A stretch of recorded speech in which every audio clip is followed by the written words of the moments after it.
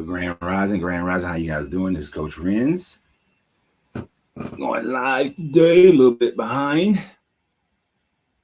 It was a rough night. It was a rough night. So got started a little bit late. So if you're finding me for the first time, you're watching this on, the rebroadcast, then we are a site, a Christian deconstruction site page. And that's what we do most of the time. Today, we're going to talk about Simeon Toko. It's been something that's been on my list for a while. Just haven't had a chance to, I ain't had a chance. Just actually forgotten until today. And I was like, what? So let's talk about Simeon Toko today. I'm going to give about a few minutes for people to get on.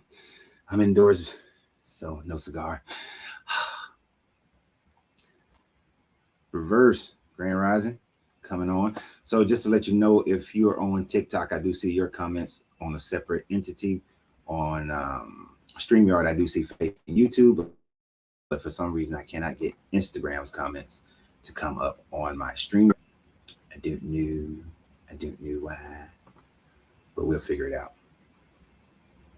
T-Rob just became a subscriber. I appreciate it. Thank you. Welcome to the channel. I like to welcome everybody. This is pretty cool to be able to do this, to be able to provide this information for people.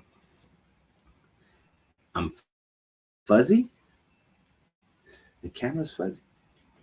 I don't have nothing wiped off.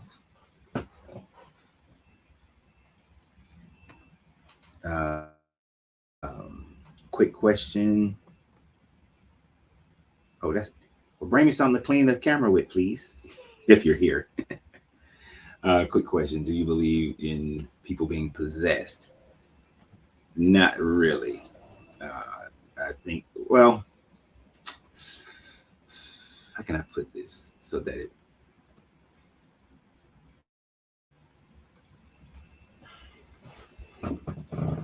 and we're gonna get into our regular any type of conversation in a little bit. As far as people actually being possessed, you have to, if a person is, do I think that there are different levels of energetic consciousness out there? Of course. Like, everything doesn't exist in the same matter world, matter form. But at the same time, nothing can harm you unless you allow it. Nothing can possess you unless you allow it. You have to be weak enough to allow it. Nobody can I'm gonna put a spell on you and you're gonna be possessed, and then it just simply works. Oh my God. The wind blowing through the window. Nobody can do that. Y'all give me a second. Let me raise these blinds so that the wind is not making all that noise.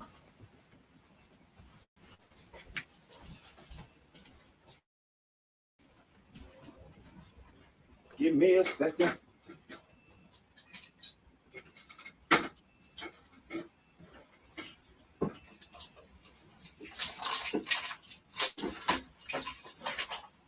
Okay, these blinds don't want to act right.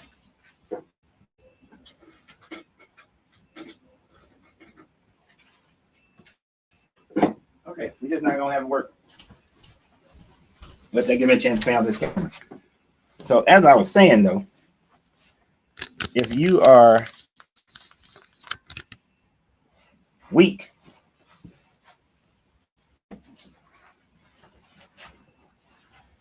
like my grandmother used to tell me, hopefully that's better. My grandmother used to tell me that a spell won't work on you unless you believe that spell is going to work on you. Simple as that. Spell ain't going to work unless you believe it's going to work. So your ability or inability to, your belief in something is actually what's going to make it real. And half the time, it's just you. It's not even something outside of yourself. It's you. Ooh. It is warm up, y'all. It's 75 degrees today. It's warm up this joint. Turn air conditioning on.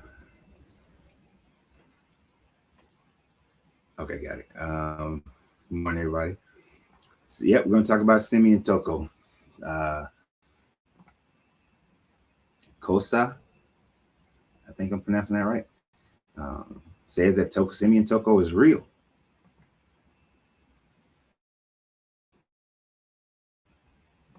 You're in Reading. How far away is Reading? Or is it Reading? How far away is that from? Where is that at? Is that near LA? Is that near San Diego? Where is that? San Francisco?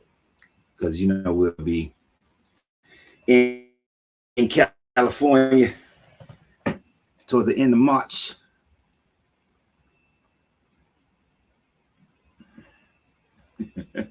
That wind was here. Yes, yes. I made its way. Wilmington, I found to be a very windy city. Anyway, Grand Rising, everybody.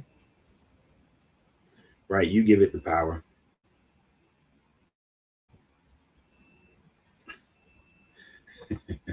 It's, he said that this woman been acting crazy lately. Maybe she's been taken over by evil.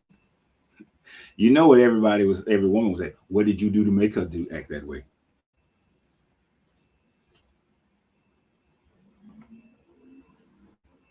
Grand Rising, Arterius, Arterius, yeah, ex Hebrew Israelite.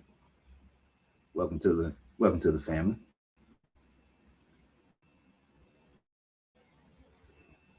And it's kind of apropos that that question was asked, do I believe in demon possessions and whatnot? Because the thing about it, we're going to kind of hit some of that with this gentleman, Simeon Toko. I think his real name though is Simeon Kubung. I'm gonna say it wrong. Let me go back so I can look at and say the name right.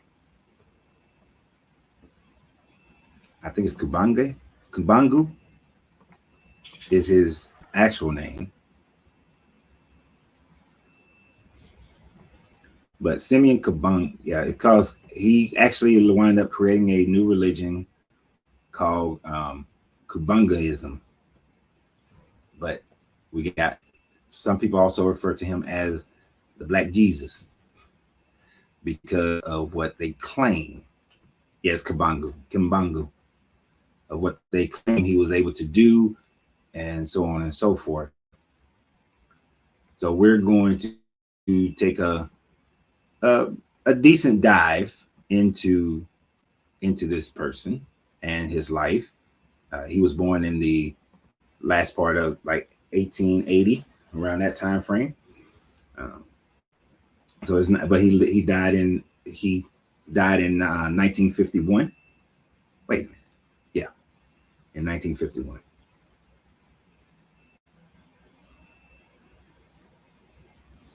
Grand Rising Renee.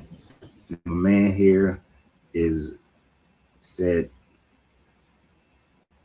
I don't know what Pitya Luga means, and many more in Africa, but the problem what's coming out of Africa West considered it was witchcraft. I don't know anymore. Well, anything that doesn't fit whatever your religion is, people call it witchcraft. The saddest part about that saddest thing that happened in Africa is that they allow for their own native religion to be taken away from them, and now Africans persecute other Africans and claim that they're doing witchcraft when it was the religion of their ancestors, and they got direct knowledge, direct connection with it. It's not like a person over in the Americas trying to connect, but then the trail stops at a certain point.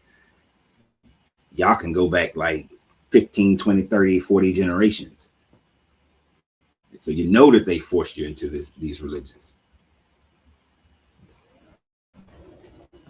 Yeah, we're gonna get to that. We're gonna get to this trauma. We're gonna get to this where you've always heard that he was chopped up and all these other things that supposedly happened to him, but there's absolutely no proof. And of course, they're claiming that it's the cabal trying to keep it hidden from people.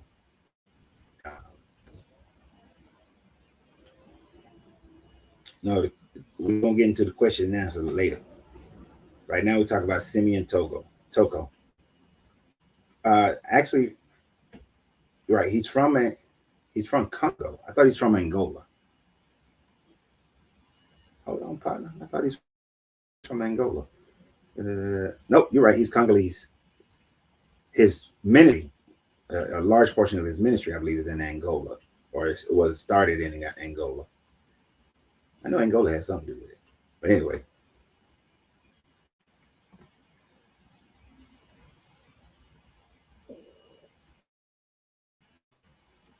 this is live now or earlier. We live right now. All right. So if you've never heard of Simeon Toko, let me know. If you've never heard of him, so you get a kind of a consensus of where we are in the information here. Of course, I'm gonna go over what I do know, but if you've never heard of him, let me know. Simeon Toko or Simeon Kubangu. All right. Drew hasn't. G-Man hasn't. Owen hasn't. Renee never. Trauma, the Black Jesus. So he has. I'm going to get a new camera for my laptop today. For the laptop camera. This camera on my nerves.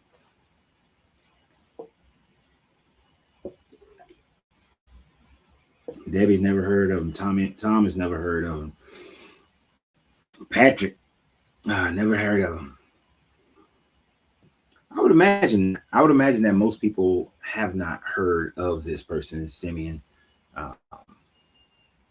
Luis has. John Francisco. Francois. Sorry.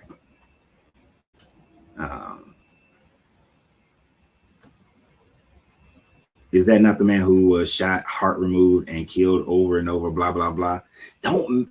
You're telling the end. You're spoiling it. Mester, but yes, that's that person. Anteria says that she have.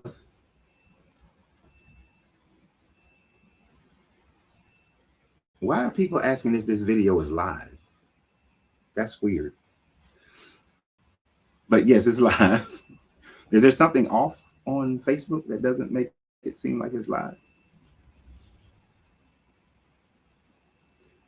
Yep. Christina, she's heard about him. All right, so a lot of y'all have not. Most people haven't heard about this guy. All right, about Simeon Toko. Crystal said no spoilers, no spoilers. All right, so Simeon Toko. So I first found out about him back in like 1992 is when I first heard about him. It looks blurry. Yeah, that's what Angelina just said. It looks blurry. I think part of it is the lighting, but I dropped this camera yesterday big time, and the face came off and everything. But it's a little. I'm gonna get a new camera today. As soon as I finish this, and I'm shooting my other videos at my little spot by the water. But while we out, I'm gonna get a new camera. And Angelina is making me do something stupid on our Eat, Sip, and Smoke travel channel today. So if you haven't joined that channel, go join that channel because she's making me do something stupid for that channel too. So just to let y'all know. But anyway.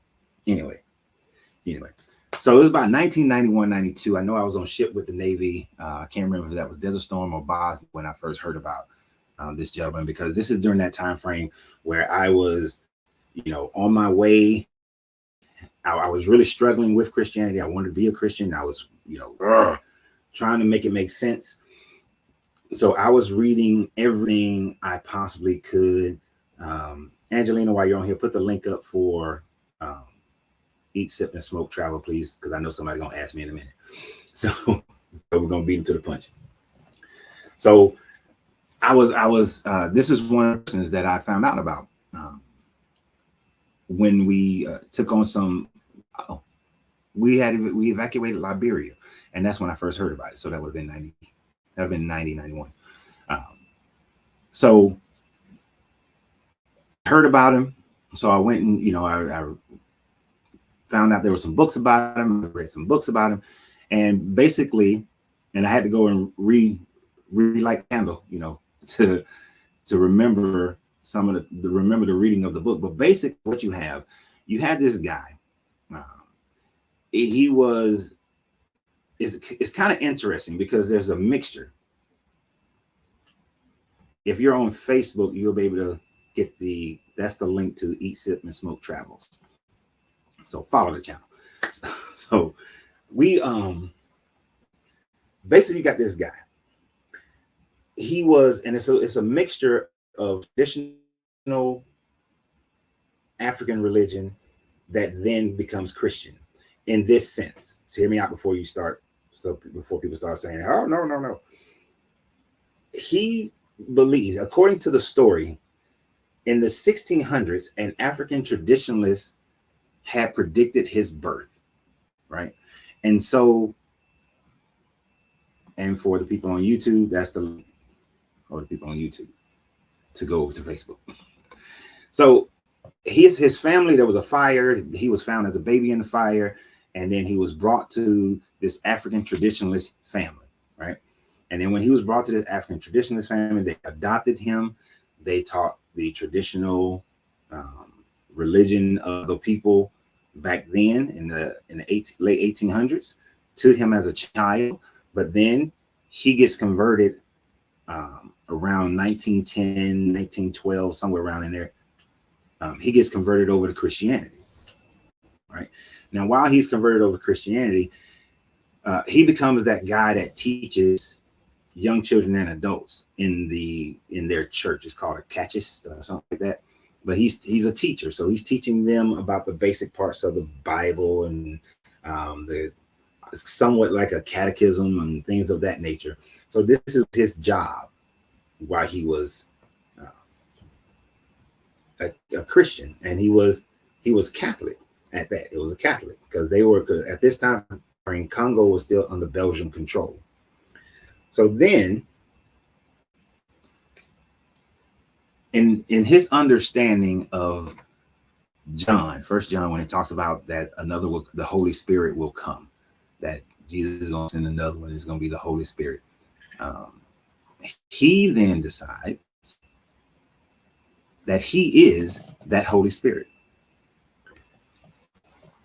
Yeah, catechista. Thank you. And Kosa, you're gonna be the one to keep me straight on this one to make sure that I'm, telling his story straight. So he then decided. But in his understanding of Christianity and understanding of John, he then decides that he is the embodiment of the Holy Spirit, that he was prophesied in John, just like he was prophesied in his African traditional religion. He was also was prophesied in Christianity, and that he was the mortal embodiment of the Holy Spirit. And so he begins to teach this. But it is said that through his teachings, he would go around and he would perform miracles. He would heal people. He brought people back to life. When Congo was fighting against the Belgians, it was claimed that he called down cherubims to come and defeat the Belgian army, and they give that over to the cherubim king, and they defeated the Belgian army. And then, but it's kind of weird because he called down for them to defeat the Belgian army. But let me just finish. So these were the things that he was claiming that he was doing. But then when we get to he gets charged with sedition. I believe it's sedition is that he got charged with. Again, the Belgian court then charged him with sedition, and that he was pretty much just disrupting so he was going against the government. He was going against the church. And this is what people don't understand. All this religious freedom that many people that people have right now, they didn't have that in the early 1900s. You still went against the church, and the government would do something to you. So he also, so what happened was he then got charged. And I want to make sure I get the year right. Yeah, so he got charged in 1921. So he started his ministry like 1912, but by 1921 he gets charged. And initially, and this is where some of the things that nobody can prove the other part, but this is where it really gets like woof. So he gets charged in 1921. Initially, he is sentenced to death, and they say that they tried multiple ways to kill him. They they put him in a barrel of acid and put him in the water, but then they saw him walking on water and he was perfectly fine. They tried to the cut out the heart part is a little bit different. Some stories say that some Belgian doctors heard of all his regeneration powers, and they came and they cut his heart out, and he woke up and he was like, "Why are you, doing this to me? Give me my heart back!" Right? Where there are other claims that they tried to that was part of his death penalty, was to cut his heart out and cut out other parts of his body, but he just regenerated his body. There's a claim that he was burnt out, he was burnt alive down to nothingness, and then he regenerated. So there were many claims of them trying to kill him, but then since they couldn't kill him, then they sentenced him, King of Belgium sentenced him to life in prison with 120 lashes a day. That's a whole lot of lashes. That's a lot of work. 120 lashes a day. And then he was in prison until 1951, and then he died in 1951. And of course, through underground networks, he continued his ministry, continued teaching while he was in prison, kind of Marilyn Manson style, where his church wasn't recognized at first. The Kabunganism wasn't recognized, but then it became recognized. Let me make sure I get the dates right. Got my notes. So the church wasn't recognized for a while, but then it did get recognized in 1959. The Kabunganist church was recognized in 1959. So they can worship freely at that point. But while he was in prison and even after he died, people claimed that he appeared to people over and over again in a dreamlike state. Basically you're Jesus appearing to the people on the road, appearing to Paul, appearing to the disciples, and so on and so forth. So then he and then the church continued. Now to me this is funny, because the way that the church continued, it created its own Trinity, right? So Toko was the human embodiment of the Holy Spirit.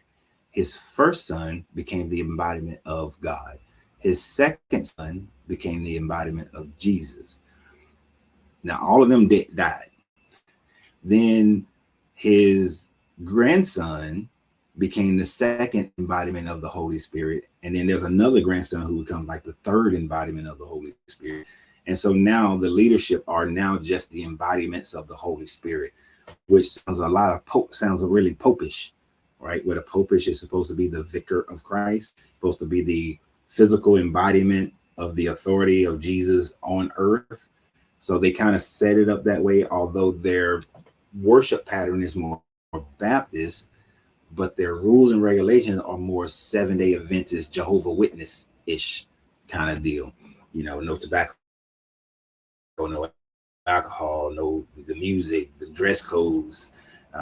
Their holidays are, when Toco died, when he was born, when Toco was born. Those are their kind of holidays. But the church was recognized in what did I say, 1959? So they would be recognized, and that's how that church is set up. And they have spread. They are in multiple countries, which it's not saying a whole lot today, but the fact that they're sustainable. So they do have a church, and this is what they teach. And Toko is Jesus to them. Now, the thing about it is he real? Is he fake? Right? Is it fugazi or is it reality? Do we got just a non-Quay Jim Jones? Or was he real? There are those who claim that the Holy Spirit, when it came back, that there are Muslims who say that Muhammad was the embodiment of the Holy Spirit when he said that I will send another to you, you'll be a comfort. Muslims who claim that to be Muhammad. And so Toko is claiming to be that same thing. Taco Jesus.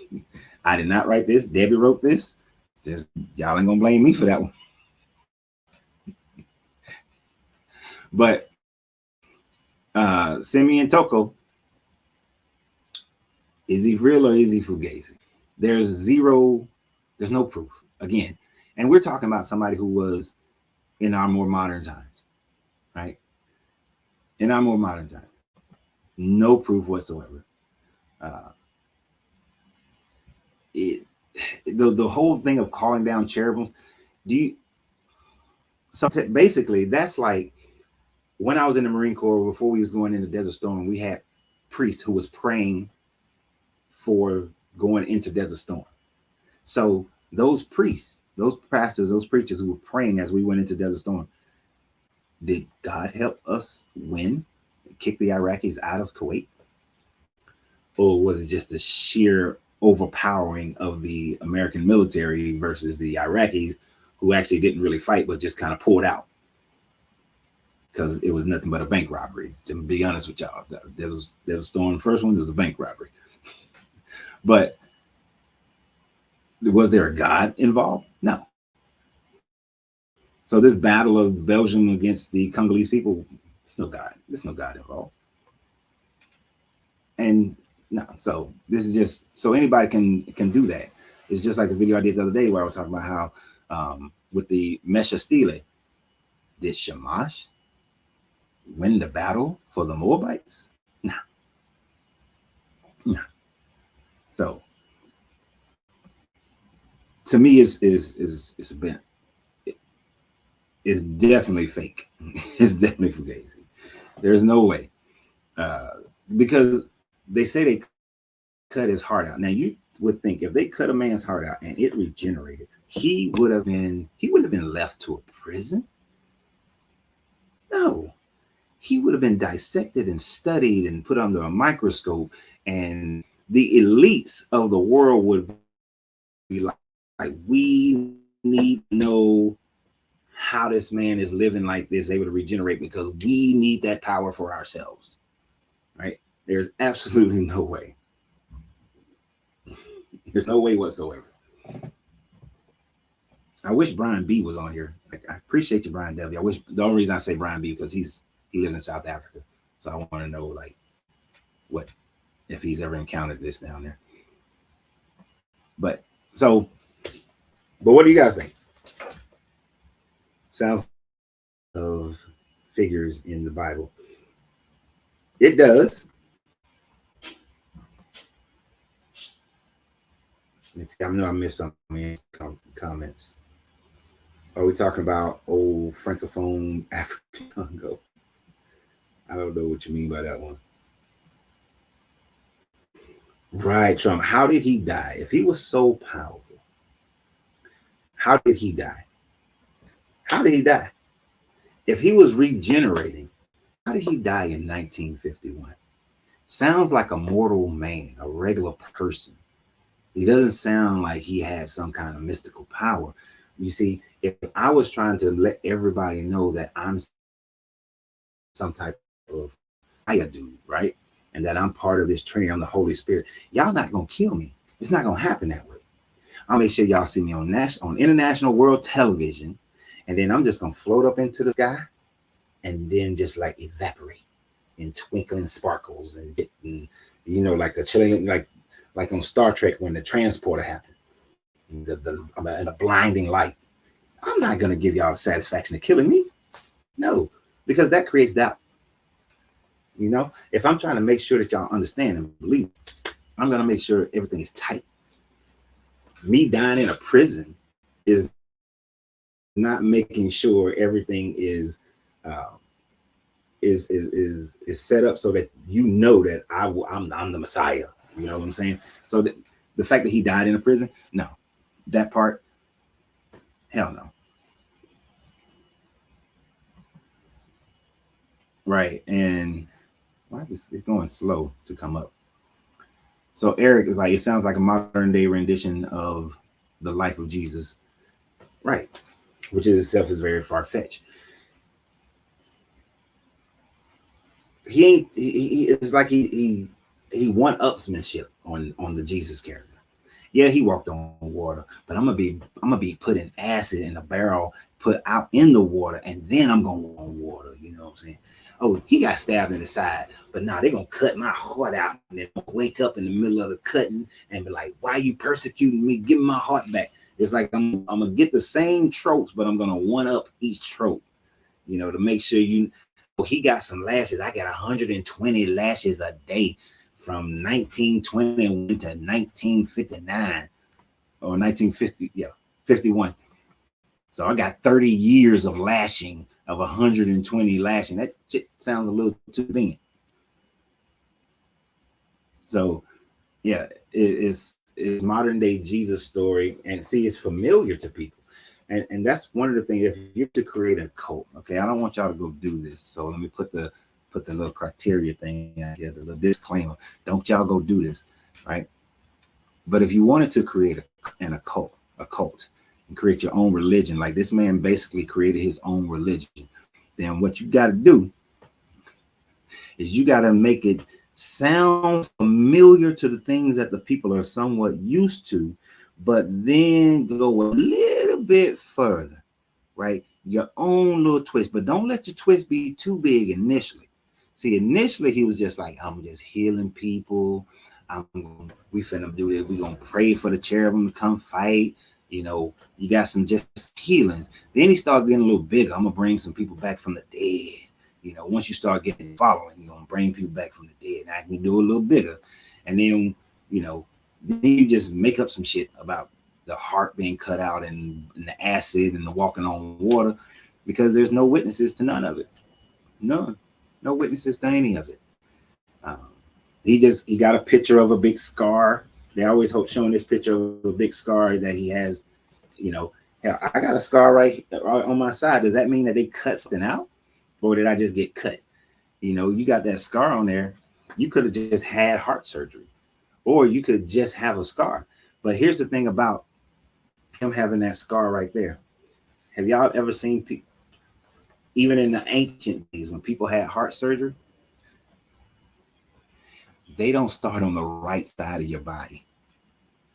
Like that picture, no, I mean that picture's on the left side of the body. They don't start on the side of your body, right? You don't get your heart surgery on the side of the chest. Heart surgery are slightly left of center, because that's where your heart is. Why would they cut underneath here and have to go under and through? They have to go through the ribs and under the pectoral muscle and all that stuff to get to. I'm not a medical doctor, so if somebody knows more about medicine, please correct me. But heart surgeries go just left the center. Go over here on your side to cut your heart out. That is inefficient, and you having to go through too much stuff. Sounds like a few. Brian says, sound like a few guys at the bar just telling lies about each other.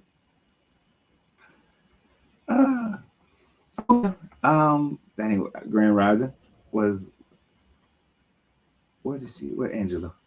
Yeah, AI can do that now. It can make people believe they're seeing. Yeah, you can. You can make Jesus in the sky now.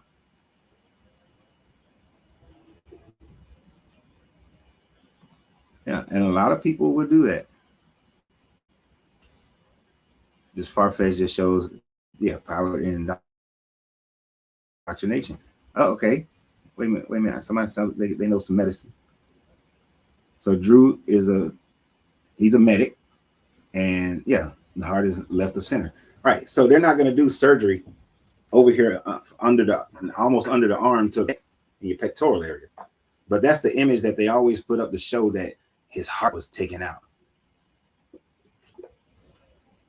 In the medical term, Debbie concurs. Yeah, I got some different coffee today. Scooters. Yo, I want my advertisement. Scooters. Give me a call. Just give me free coffee.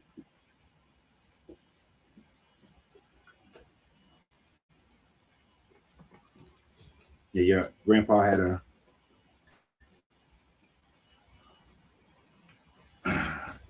quad bypass. God damn. But yeah. Yeah, and the thing about it, as soon as I saw that the first time when I was researching him, and I was looking at that picture that he is always showing that they cut my heart out. I was like, that's not where they would cut your heart. That's some bull right there. I know that's some bull. So yeah, so this guy is just fake.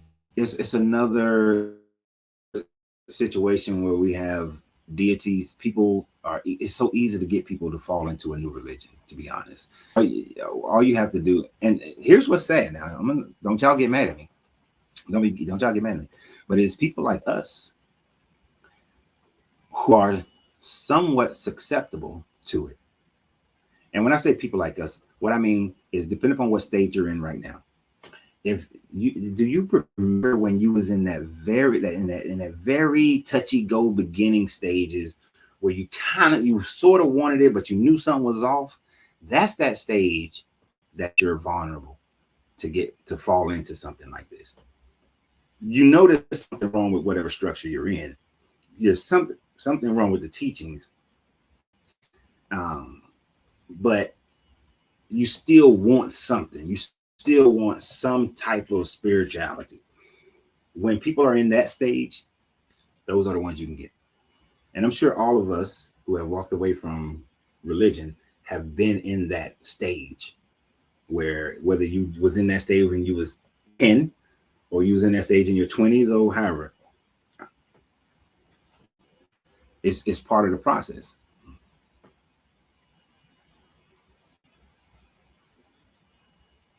So I can see why if people believe, and that's the thing, it's all about belief. People believe that shit happens. And as long as people believe it, they'll fall for it.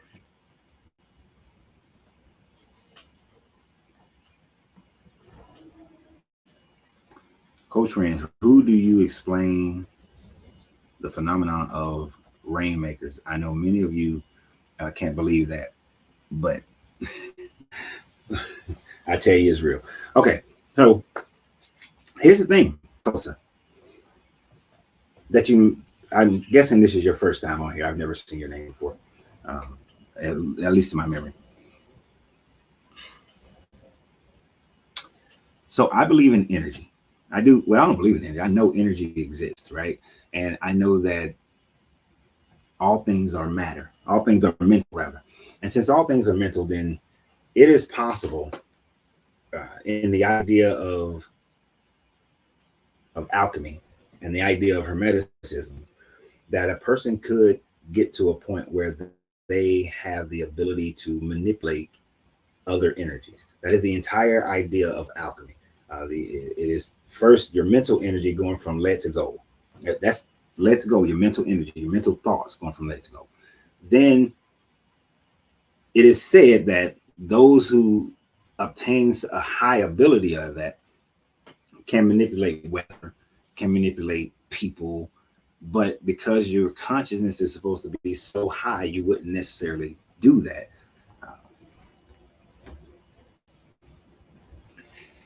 There would be so few people to have ever existed that would be able to reach that level of consciousness simply because of indoctrination. We've been indoctrinated when it comes to weather.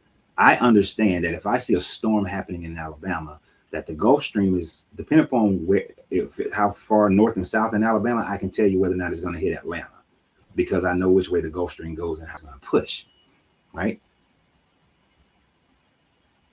Mentally, am I strong enough to say that I can force the Gulf Stream to change directions? It's possible since all things are energy, but we've been taught that we can't do that. Just like you've been taught you can't fly.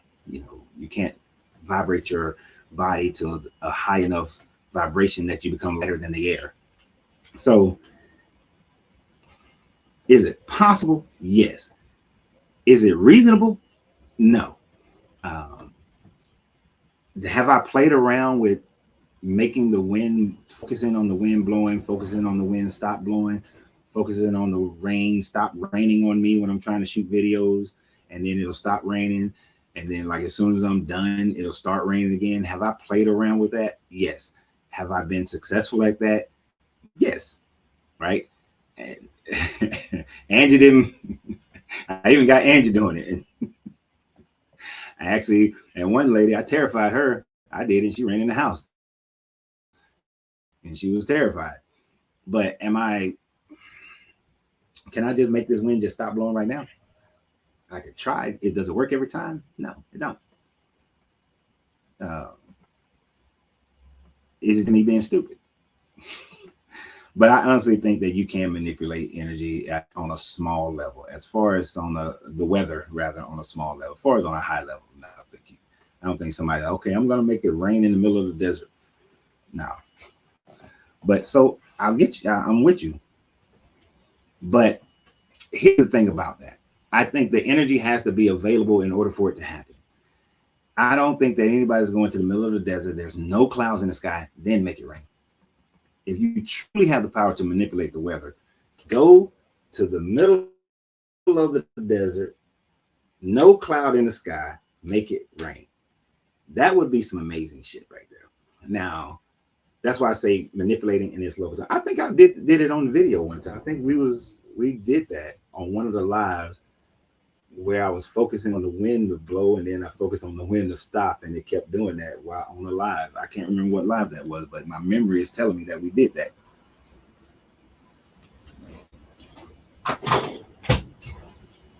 I don't think anybody's strong enough to stop this damn wind in Wilmington coming off that ocean. Okay, so I know I missed a bunch of y'all statements going through that one. Because I try to make sure stuff like that, I'm not trying to sound like hocus pocusy. It's science. It's the mental science that we just don't understand yet.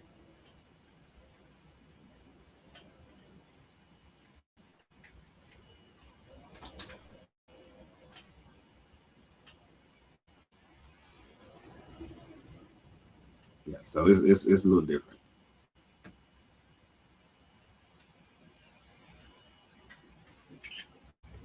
Now, and this is what I was gonna thank you, Isaac. This is the other thing that I was thinking about.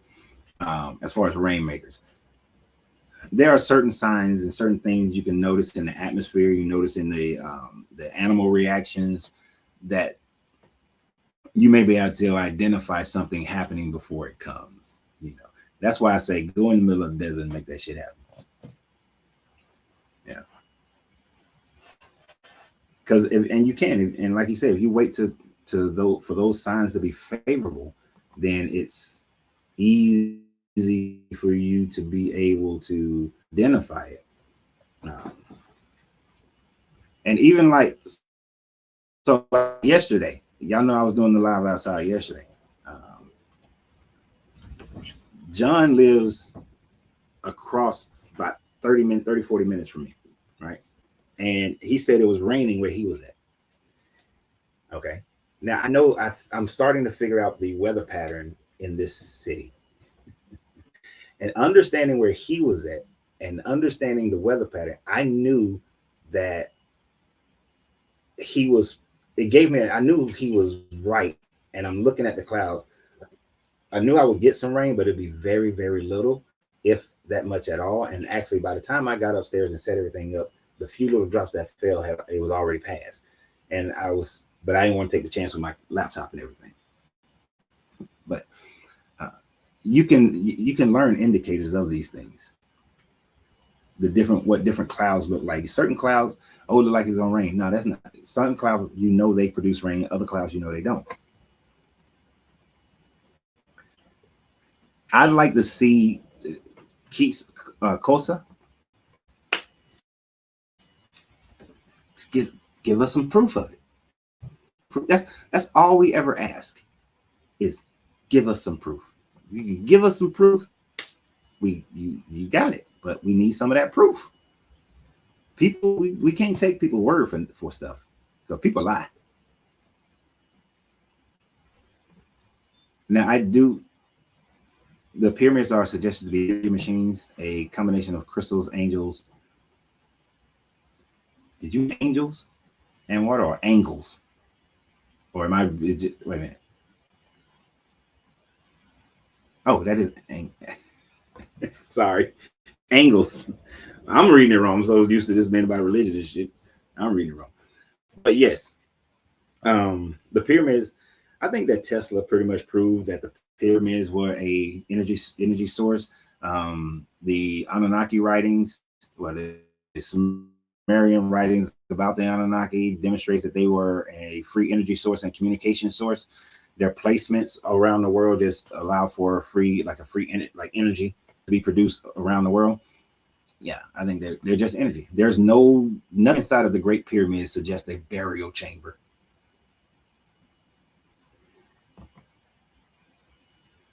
Sheila, I've heard this one many times, but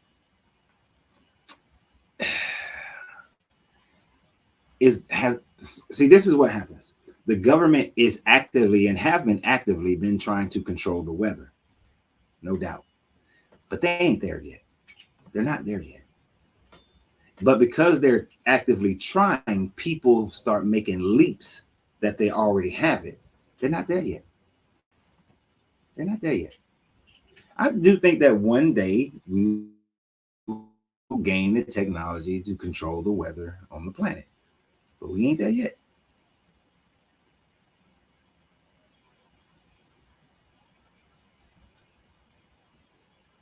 What you say? Brandon said, you pray long enough, it will rain. And you pray long enough, the rain will recede. If you go in the desert, you're going to be praying for a long time waiting on that rain. Mm-hmm. Yep, indigenous people, man back in the day believed that, and that's where religion comes from. That's how you get started with religion. Drew said indigenous people sure believed in rain dancing, and many of them did. You get caught up in that, situation where that's getting caught up in that situation where you believe that the rain, the clouds, the wind are all deities, and you're praying to those deities. You're giving um, those kinds of the lives are all they always stay posted, and they'll always be here on the channel, but they give all that, you know they give all that credit to some deity, and so therefore they create their religions. But you can dance all you want to, you can dance if you want to, but it doesn't mean that that's gonna happen.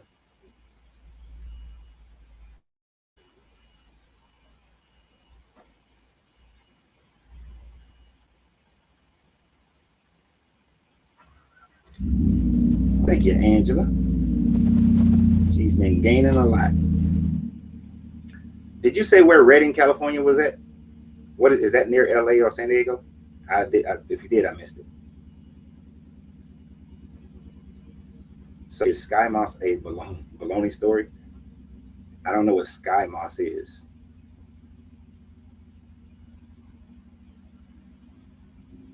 I'm trying to catch up to y'all. Y'all know. Brian B, what up, man? Hey, Brian B, what have you ever heard of Simeon Toko and the Kubanganist Church? Since you live in South Africa, just question. Just we really wanted to know that 30 minutes ago. Know why? Just because he in South Africa, like he can't be here on time. But um,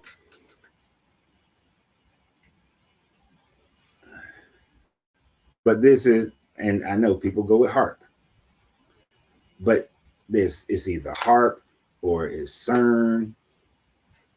Like I said, is the government trying to control the weather? Sure. Do they? Mm-mm. Oh, so Brian, you don't know? Okay. I just wanted to say this Congo comes out of Congo. I thought maybe you heard of it. But all these, but you got a lot. But religions have always tried to say that they can control the weather. So I don't find it.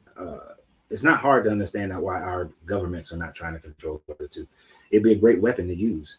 You're not risking any people, but you can decimate another country. You can, whether you're trying to do it for economic reasons or for wartime reasons. But hopefully, if it ever becomes a real thing, then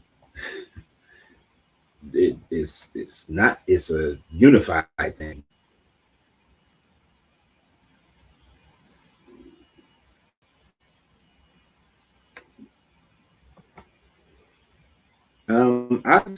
I study alchemy a lot and over many years, but I've never heard of sky moss being used for alchemical ingredient to induce rain. So that would be a new. I would have to research that one, Christopher. I've never heard that one before. I got to tell you this: there's a lot of people who will claim, "Oh, this is alchemical, this is hermetic," and it's wrong. Hell, it's not. It's not even part of it. It's just like this guy, you know, Simeon.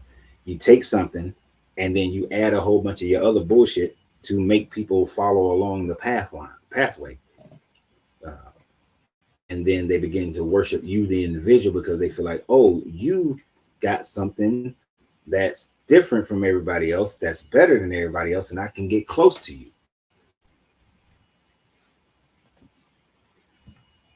Oh, it's Kabungaism. Just look up Stephen Toko. I mean Simeon Toko, Brian. Simeon Toko. It's in the title. Oh, and this is one of the things, and I know for those who are coming on late, we started out on the subject, but then it always moves around. Trauma talking about they make fake clouds. I can't stand those TikTok videos where all the stuff coming out the factory. Oh, they making clouds, they making clouds. But if you sit there long enough, you will see all that's coming out of those stacks dissipate into the sky. They never actually form a cloud. But because they see a whole bunch of white looking smoke coming out of the factories or the facilities, oh, it's making a cloud. They ain't making no clouds because it dissipates. It ain't happening. They're not making them. You just got to take the time to go watch it. And it's like, nah, because somebody was doing that and they was talking about there was a video. This was a long time. This was when YouTube was the only thing really, as far as videos were concerned. Oh, they're making clouds, and it was in Georgia, and I was like, let me go see. And I sat out there for like 4 hours. It wasn't that long. I sat there about 2 hours. And I'm looking and I'm watching, and I'm like, okay. But then the longer I was watching, I followed the trail. I'm like, oh, it didn't dissipate. They're not actually making clouds, and that person negated to let people know that part.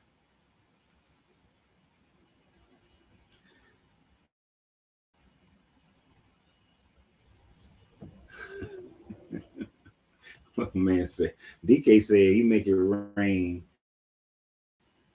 Why is this going so slow on the popping stuff up? Make it rain every Friday after work. We know what kind of rain that he making it when he make it rain every Friday after work. I can't do that, man. That wastes my money. How do you feel about chemtrails? Oh, chemtrails are an interesting thing. I'm about 50-50 on the chemtrail. Hold on, I need some water.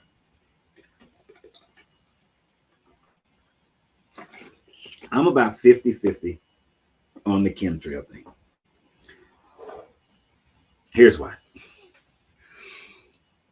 I think the overwhelming majority of what people call chemtrails are not chemtrails at all. If you have an airline and if you take a cross country flight or you on a flight and it's high enough in the sky, you're flying, that's just the trail from the exhaust. But you would have to say that damn near to claim it chemtrails, you're saying that almost every civilian flight is chemtrails, right? No, it doesn't work that way.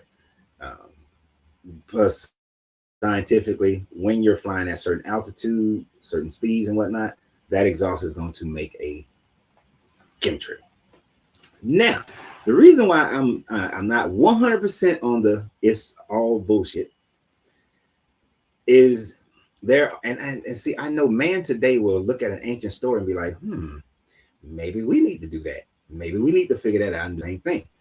But there are ancient stories.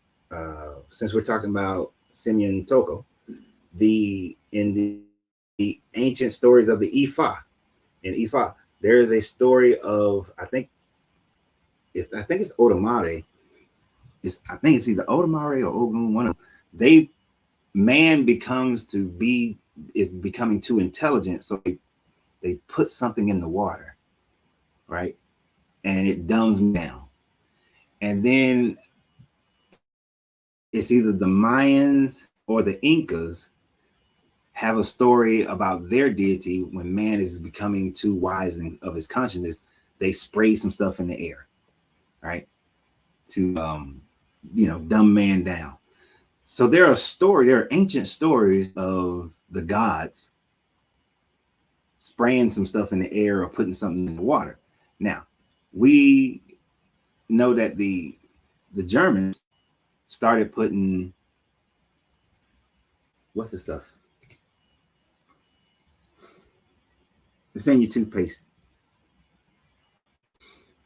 Start putting the stuff in your toothpaste, but they start putting that in the water bowls, and they would give that to the people who were in the concentration camp. It's coming to the front of my brain of what that damn stuff is. Fluoride. Thank you, DK. Started putting fluoride in, and they put fluoride in the water bowls, and the Americans, when they got there, was like, why y'all put fluoride in here in these water bowls? And they would tell, well, it makes them more docile, right? And so all of a sudden, after World War II, America starts doing it. They get the dentist to agree with that. So I don't necessarily go with the whole chemtrail thing, but I won't dismiss it 100. Excuse me, I won't dismiss it 100%. I give it it has a little bit of room because we've taken some old story stuff and they've tried it or figured it out. And I wouldn't be surprised if our government or any government puts something in the water or does spray. But I think spraying in the air is the least effective. If you wanted to affect Americans, like let's just use America, the water system would be much more effective because in the water system, you're going to be showering in it, you're going to be drinking in it, you're going to be cooking in it. Just spraying some stuff in the air, you can get everybody. So how do you protect the ones that you don't want to get sprayed? But if you use the water system, you can section off the people that you don't want to be affected better. So chemtrails, possible, but not that efficient.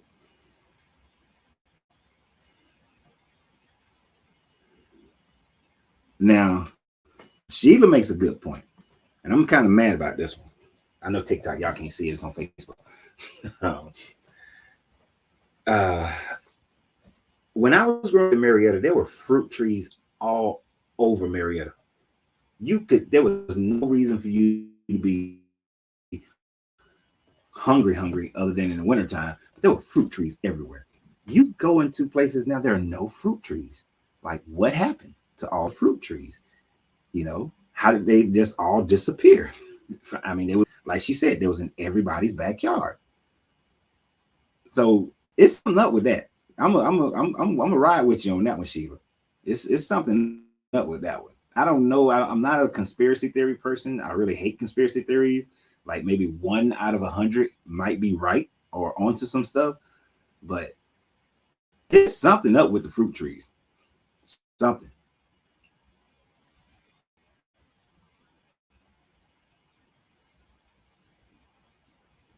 So I don't know.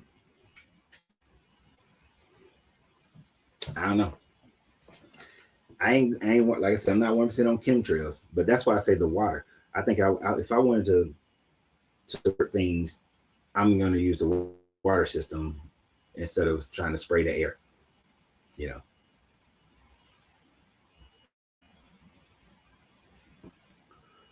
So I would do that one first.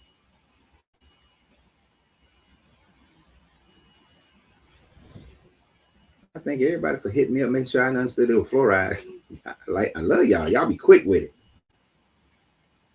Right, let me catch up. And when they took all the fruit trees out for however they did it, whatever they did to do it, I don't know if it was the grocery store lobbyist or the farmer lobbyist or who got that shit done, but they got it done. I don't think it was accidental, because some of the areas in Marietta that were untouched and had a bunch of fruit trees are still untouched, but there are no more fruit trees there. So I'm just curious, like, especially this one little area right off Fairground Street. I know exactly where it's at, right off Fairground Street. Bunch of fruit trees, plums, pears, all kind of apples, all in this little area. Yeah, there's a company took some of that land, but then there's still that back area where most of the fruit trees were, and that's still the same. It looks the same, but there's no fruit trees back there. I actually just did a video where I disagree with some of the things that Billy Carson was saying. Billy Carson, when he's talking about the Anunnaki story and whatnot, as far as the facts of the Anunnaki, the Sumerians, all that, he's on point. Sometimes he takes reaches, but as far as just telling the story, yeah, connections. Some of his connections are a little. I don't go for the ancient alien shit, so. But he's all right. But like anybody, even y'all listening to me right now, don't y'all agree with everything I damn say without research.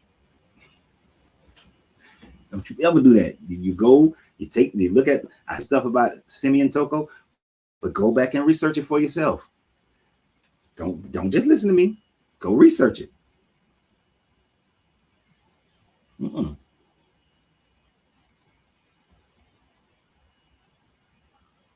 So I don't. Oh, this is interesting.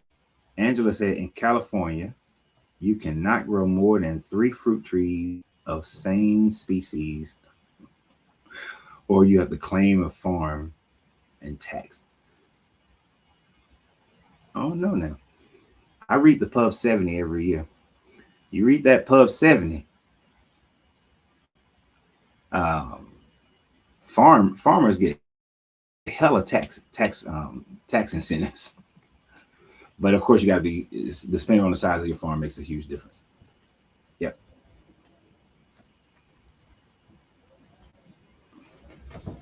But yeah, I don't want any, even. I tell my kids to research stuff. I tell Angelina to research stuff. I don't want nobody just don't. I take, even though I love a lot of Dan McClellan stuff, I still go back and research his stuff, because I'm like, okay, he might not be right, or he may not express it in a way. He might have expressed something in a way that's misleading. So I'm gonna research his stuff. I research Bart Ehrman's stuff. I even research, what's the astrophysics name? What's that dude's name?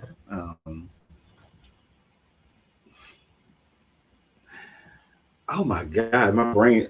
Look, I'm telling you, I did not sleep well last night, so my brain is not clicking on all cylinders here. But Neil deGrasse Tyson, the guys, y'all know who I'm talking about. Thank you. I even go back and research this just because he said it, and he's more intelligent in that area than I am. I still go and research it, because yeah. Now I do this Michio,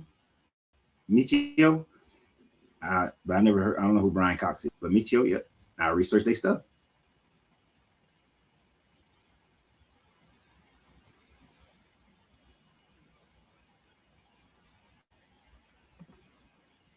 Oh, I'm not a farmer, but so I'm one of those people where I read a whole bunch of, I study a lot of different stuff that even if I'm not that interested in, but because I do a few people's taxes every year, um, I stay up on the Pub 70, so I understand how farmers get so many damn incentives to not grow, or they get so many tax breaks. But you do have to have a certain size farm. Now, Monsanto's, yeah, they just trying to they're cornering the market. What they are on seeds. These are going to become very important. They already are important, but it's going to become incredibly more important as we go, as society grows and whatnot, and creating fake pretty much fake foods. And then if you put soy in anything, then you are, don't take this as something negative towards women, but you will create a situation where people will be more effeminized, and then that way you can take advantage of them, because it produces so much more estrogen in your system that your strength, it takes away your, and this will happen both men and women. So it's not like a man thing; it's a man and woman thing. So yeah, I'm not cool with them. They'll sue the shit out of you. Oh yeah, he's an astrophysicist.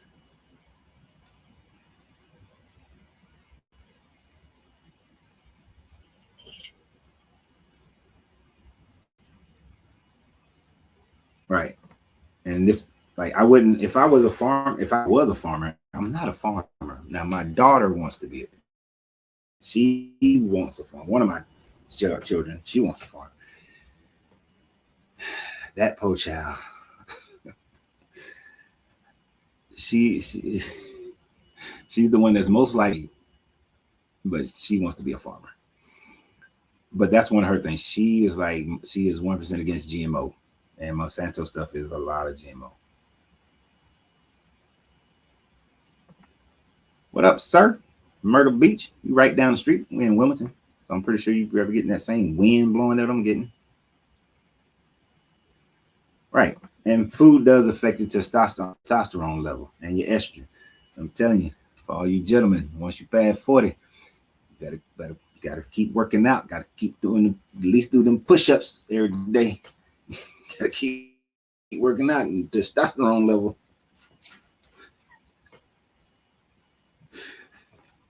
You gotta be confident. I see something that got soy in it, I'd be like, no soy.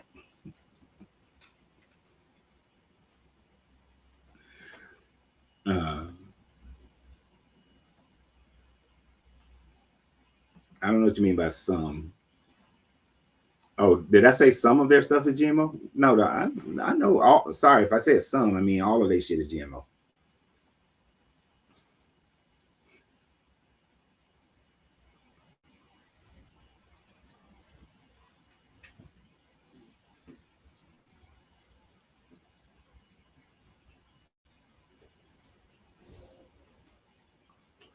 No, but becoming a farmer, like back in the day, everybody had a garden. Like, yeah, I grew up with a garden in my backyard. And when I moved from Germany to Tampa, I had a garden in my backyard. Um, I don't know if I ever do that. Well, I don't plan on being in one place long enough to grow a garden now. And if you can get your stuff from Native Americans, or some non, if you can get, basically, you want to get your hands on some non-GMO seed, and then you want to create your own seed bank for that.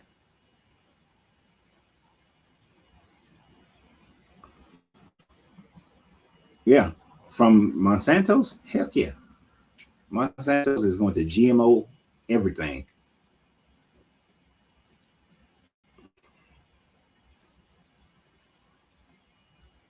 Don't eat any soy. My rule of thumb, John, is no soy.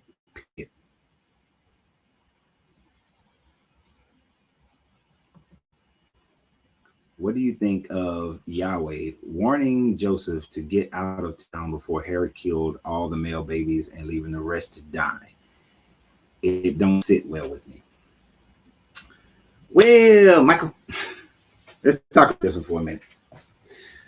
So, what you're talking about, it's funny that you asked this question because I was thinking about that this morning. See how that worked? See how that worked?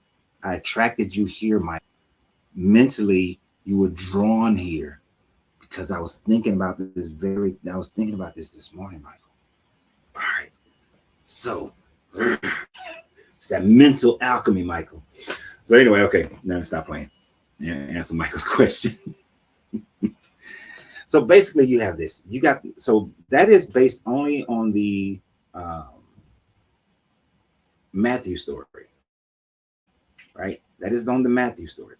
The Matthew story says that Herod wanted to kill all the babies, and so an angel came down, and it's not Yahweh, it's an angel who comes down, Gabriel comes down and warns Joseph that to take little baby Jesus and whisk him away to Egypt and don't come back until after Herod dies, right? Um, and then that's when they're gone and they're supposed to be in Egypt until he's like 12, and then they come back. Um, and then the next time you hear about Jesus in Matthew, he's 12 years old and going to the temple for the annual uh, little movement. According to the Luke story, there is no warning about Herod because Joseph comes to Bethlehem because of a census that's being taken by the Roman government, by the governor Quirinius, and he's counted. And then after they're counted, and after Mary has the baby, and after she goes through her purification because she's unclean for 7 days, and on the 8th day they go back to Jerusalem. So baby Jesus go to Jerusalem on the 8th day, and then they go to Nazareth, and he just grows up in Nazareth. So there are some problems with all of this. One, the two stories conflict each other. One story, Egypt; the other story, no Egypt. You know, one story. So one story, Egypt; one story, Jerusalem, then Nazareth. Then the other part of it that's messed up is the fact that the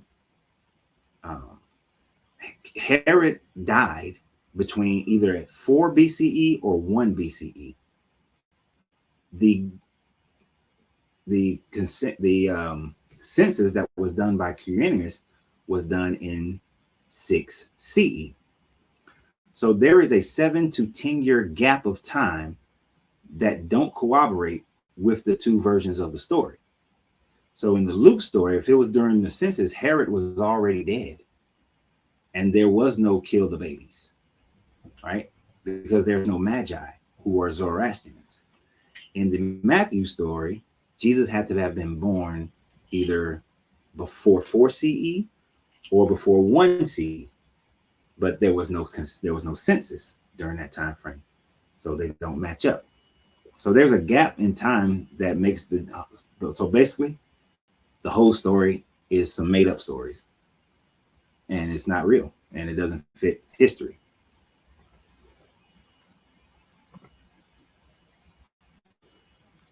So I hope that answered your question. Yeah,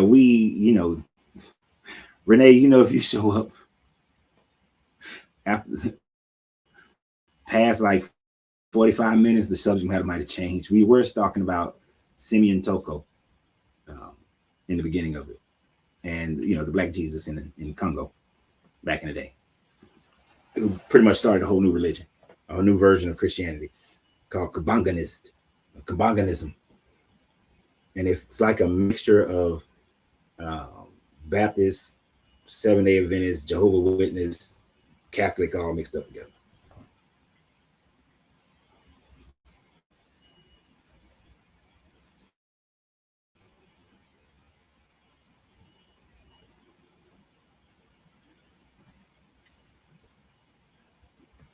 Yeah, and this is a great contradiction.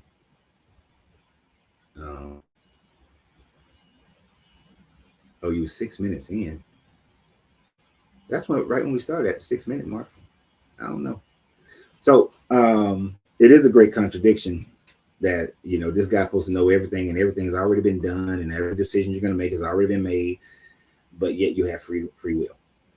That's one of the reasons why the Calvinists believe in predestination, because it's like these things cannot. There is no free will. That everything been predestined. You're going to do what's already been planned for you to do. So I was supposed to be sitting here in this hot room because it's hot today, talking about this bullshit. I was 6 minutes in. Okay.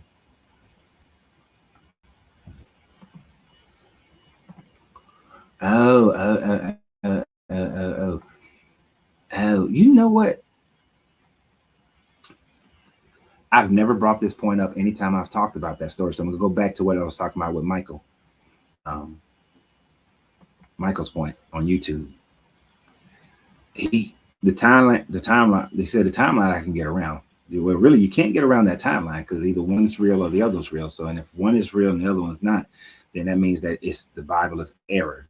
Um, but yes, this just shows the cruelty of this God. The, the, um, the idea that these other parents' children did not matter.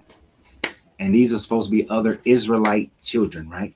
These are the other Israelite children, the other Hebrews. But let me tell you how, if you want to be Christian, how you'll have to be able to get around it.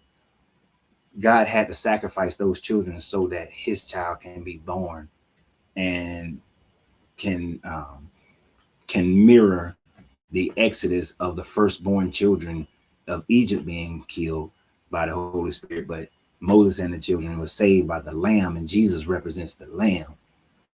So that's why Jesus was spared, but the other firstborns, all them other children had to die, so God can get his message through. That's how the cognitive dissonance would work on that. But the truth of the matter is, this God's love killing babies and killing women and old people, because he does it all throughout the Old Testament.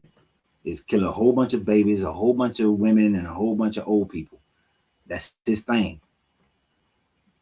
But a Christian, a person who wants to turn the blinders on, I'm glad that you're asking, they will just bullshit their way around it like it's demonstrated, which is a sad thing. I'm glad you brought that up. I'm gonna make a whole separate video about that because I don't think I've ever talked about that.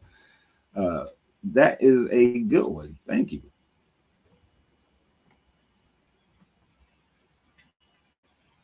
Thank you. That was good. He just didn't give two shits about the rest of the babies. That's because he liked killing babies.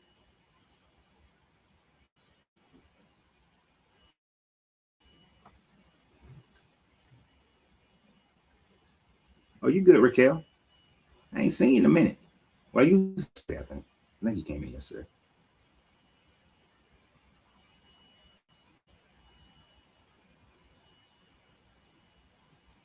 Yeah, the predestination. Um they point out that even when Jesus prayed for his life, his prayer were unanswered because God had predestined for him to die. Yeah. And if Jesus was God, then wouldn't he have already known that? What would be the point of the prayer? What's the point of him praying? If you already know, if you Jesus is God, you already know this is the plan. So why are you praying? Because you know it's not part of the plan. Because you're not this God.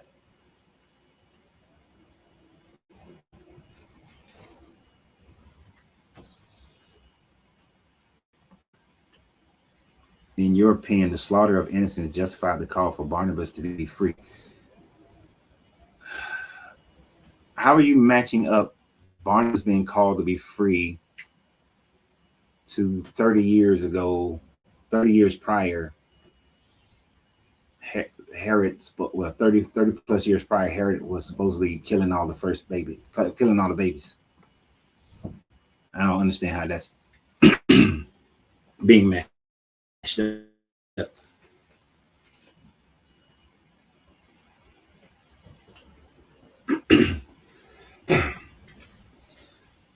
This is interesting because some people get mad at me because I use the term CE.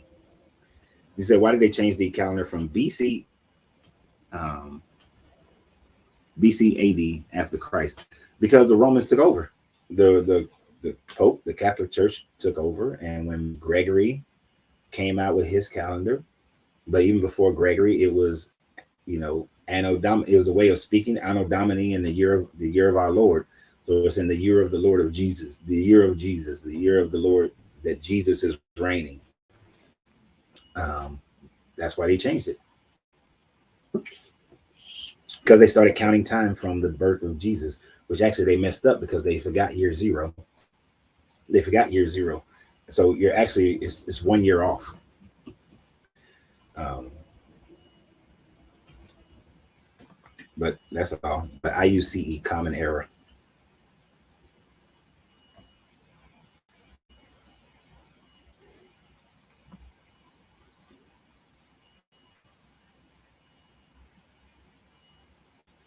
Okay, let me see. Let me catch up with y'all. Right, the Ethiopian calendar is 7 years different. Yeah, there's a difference in their calendar. The Chinese year is like 5,000 something. The Jewish year is like 6, 7, 8,000 or something.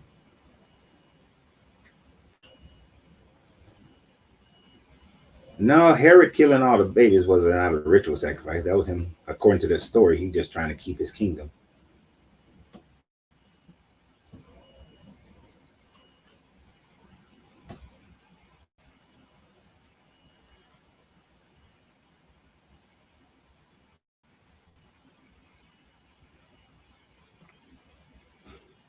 Brian B, what are you talking about? I don't know if it. Who was it? Jesus got into a fight with and yelled, "Let me go." Are you talking about Jacob? That if Jesus is God, then he was fighting, and he was the God fighting Jacob, and was telling him to let him go, and Jacob would let him go until he blessed him, and then he pulled his hip, he pulled his hip flexor and renamed him Israel.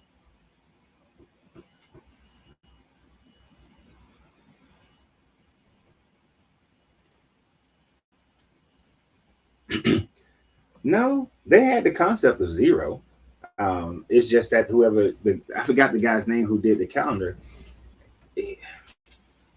Okay, you know how people do that thing when a baby is born? It's like, oh, how was your baby? Oh, he's 6 months because he's 1 year, right? So they didn't start with year zero of, all right, Jesus was born year zero, and then he turned one, so this is year one, and then this is year two. So they just didn't do it. It was easier for them to just, I mean, could have been easier to start with one.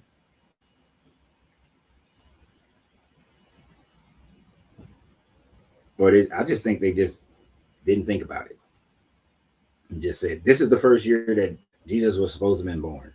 And he was in second year, but he would just turn one in the second year. Um,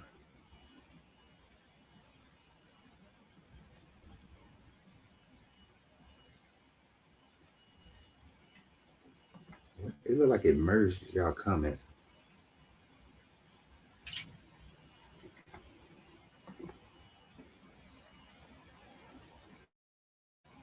Fermentius. Is that the one who went? No, that's true.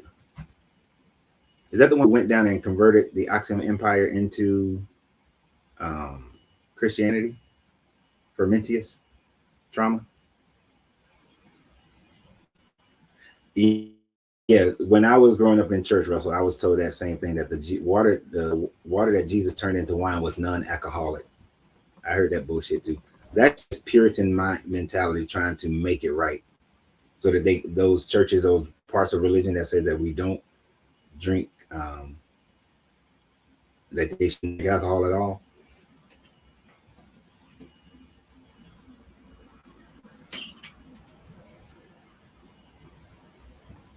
I know, Angela. That's just some of the horrors of this story. What you're talking about is Judges, and really, I think it's Judges 19 where this story is told. And the fact of the matter is that they're really just saying, well, we got the Lot story. We're gonna write another story. We're gonna use Lot as a template, but we're gonna up the stakes. But it's still a horrible story because they all wind up killing so many other people, and then when the tribe of Dan, I think, doesn't have enough wives, then they wind up stealing these girls from another tribe and taking advantage of them and making them their wives by raping them. It's a horrible. The whole story, as it at length, is just a terrible, terrible scenario.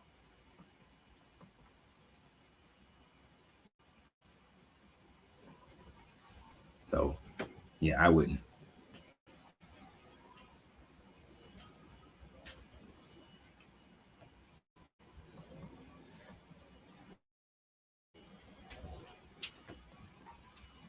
Right, non-alcoholic wine is grape juice. Now, yeah, that I remember certain people in my family, my extended family, actually, my extended family, yeah, wasn't my family, my extended family was trying to say that. And I was like, and I remember I was 15, I got cussed out. Because she was like, my Jesus did not drink wine, didn't have no alcohol in the wine. And I was like, then why did the guy say that you save this best wine Usually people serve the good wine first, and then they serve the bad wine last because they know people are too drunk to appreciate that, too drunk to recognize that this wine that you're serving later at the thing is horrible. So you say the good wine for last, which is a better quality, gonna have alcohol in it. And I was like, because he's telling you that they were drunk, that it got alcohol in it. Well, I got told to go home that day. I got told to go home.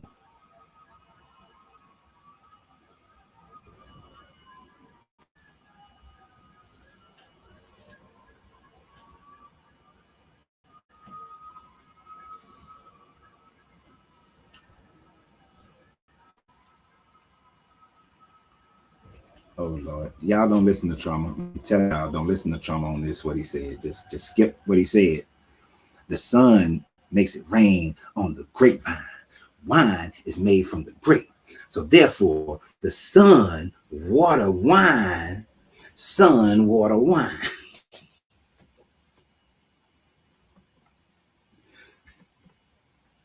Remember Damon Wayans used to do that character in jail? That's what. Hey, y'all, don't listen to trauma. Don't listen to trauma. He be saying some stupid stuff. Y'all be thinking he's serious sometimes, but he's not. Because he'll say serious and then he'll say something crazy right behind it. It's just a reminder for everybody who's on Instagram.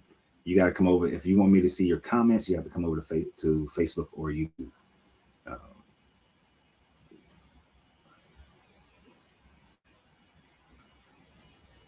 No, it wasn't an African who brought Christianity to Ethiopia at all. Well, he was an African, yes, but I think it was either Frumentius or it was Jerome. I think it was Frumentius.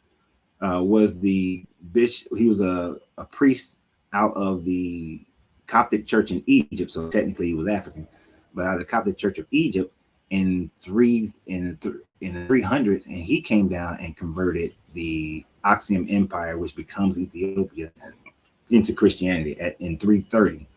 And the only reason they converted was so that they can have better relationships with Rome, because Constantine had already indicated that Christianity was going to be backed by the Roman government, and Constantine's mother had been Christian. Constantine never did until they converted him after he died. And so the Ethiopian Empire just saw the writing on the wall and was like, hey, let's get down with this.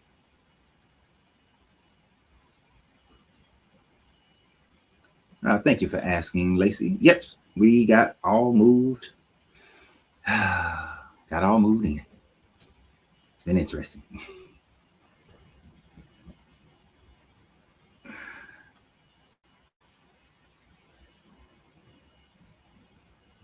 Yep. So we moved in.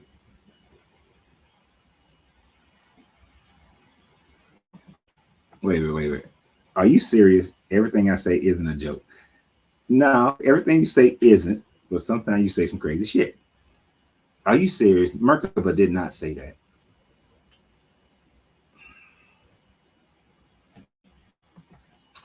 I hope you lying. I hope Merkaba didn't say it.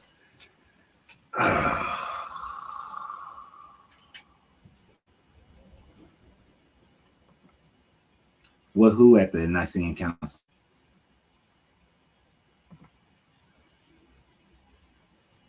If you're asking if Constantine was at the Nicene Council, yeah.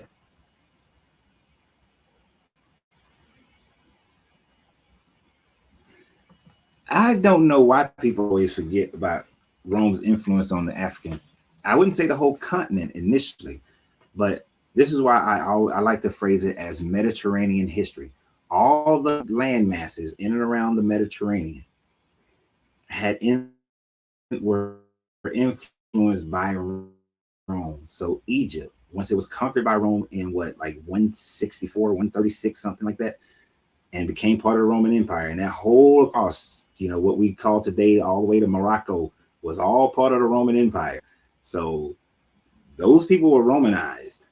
And when Christianity was forced in the Roman Empire, then people became Roman. Then people became Christians. It's not until 600s that you get the Muslims. So they had much influence on the North African. Now, sub-Saharan, that influence didn't start happening until the 1400s. Really kicked in the 1400s, late 1400s, and then into the 1600s, and so on.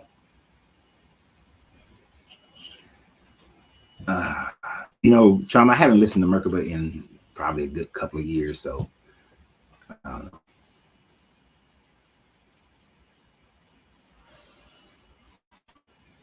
Now, I can almost get down with him. That's okay. So sun worship. See, this is one of those things. This is one of those things I have. All right. So we have the word son, S-O-N, meaning a child of mine, my son. Then you have sun, S-U-N. And because sun and son sound the same, they interchange sun and son. Now, without separating the fact that people worship the sun, S-U-N, this is true. It is fully worship. And certain aspects of sun worship are integrated into the Jesus story. This is true. But the Jesus story is still a separate thing, more adopted to the Zeus Hercules or Zeus Perseus stories lines, or the Enki Noah stories, where Enki is Noah's father. Well, Enki Umptum Pimptum story. So where there's a god who has a sex with a woman and creates a demigod. And then we reach because of the words sound the same or sound similar enough. The sun is walking on water because it see the sunlight across the water on the ocean. A lot of these people weren't at the ocean.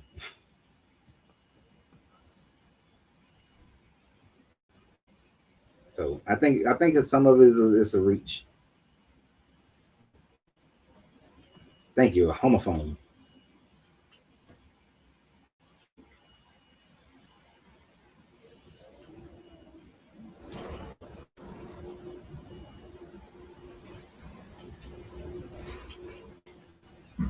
Girl, don't be scared to go to Africa. Don't worry about it. It depends on what you're doing there, and if you just visiting, you fine. Even if you want to live there and you're not trying to control people, you fine.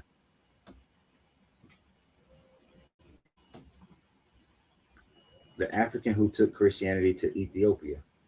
Yeah, he was from the Coptic Church in Egypt, which he's still African, and that's Frumentius. I'm pretty sure that's Frumentius from the Coptic Church out of Alexandria.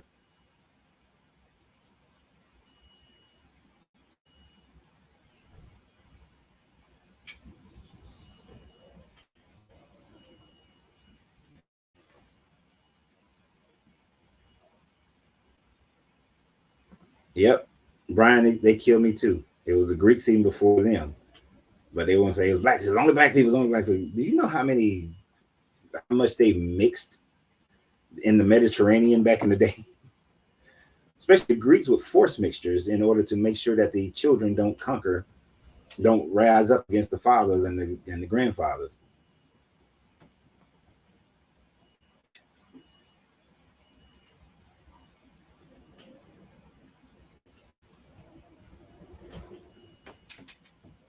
Yes, Albert, we already talked about Simeon Toko.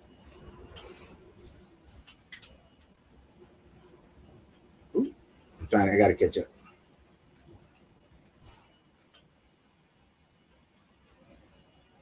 Oh, yeah.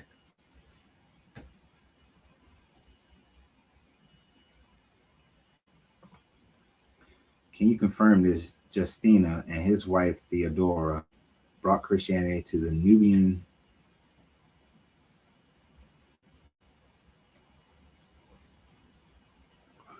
I can't.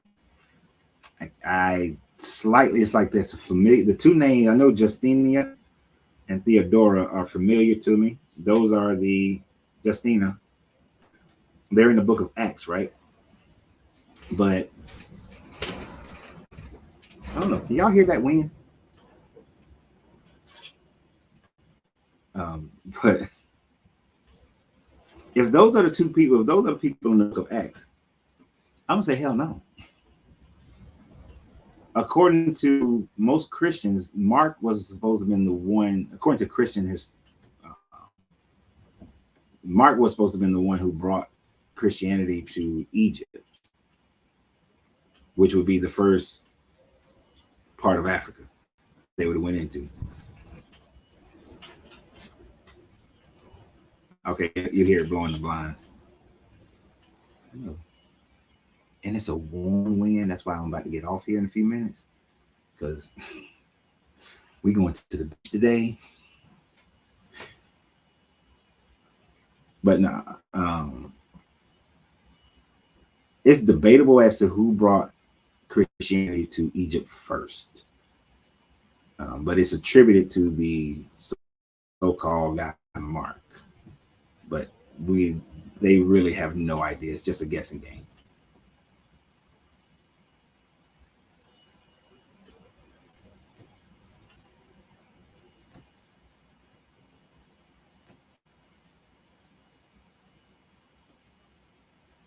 Let me see if I can catch up here.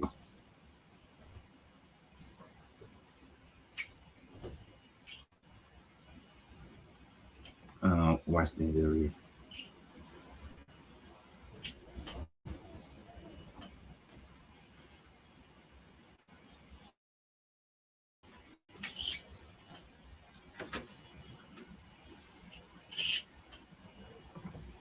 Okay. Oh, you messed up the name. The African king is Zana. Say they brought Christianity to Ethiopia. You're saying it was converted by copies of Egypt. Oh no. Right. We're talking about, okay, so you're talking about 330. No, this was a shipwrecked priest who we're talking about a different time frame. This was a shipwrecked priest who was first enslaved by King Azan, and then allowed to return back, and then return back to Egypt, and then came back and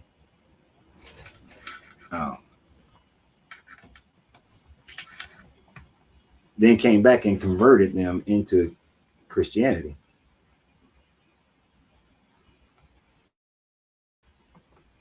But I don't recall any Justina and Theodoras in that storyline. I could be wrong. They could be in there. But I got some quick little hit notes that I can pull up real quick if I think. Because I can't remember everything.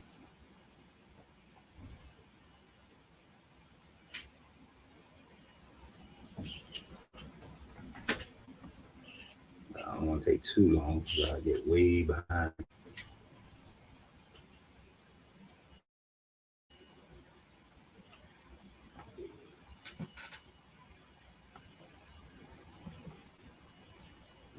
But I'm gonna have to look it up later. I can't find it very quick. Oh shit. See, y'all be writing stuff.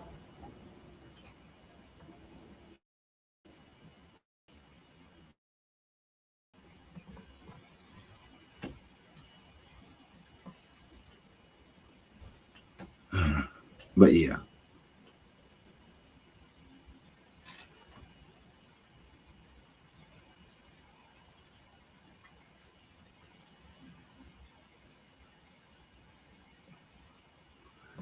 Yeah, there's no proof of Philip ever consecrating an Ethiopian eunuch because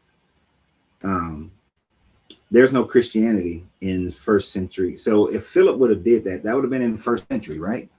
But there's not one trace of Christianity in first century Ethiopia. Not one trace. Not one trace. There's some there are traces of Judaism in first century, but there's zero traces of Christianity in Ethiopia in the first century. You don't have any Christianity in Ethiopia until the 4th century. So Philip didn't do nothing. Philip has made stuff.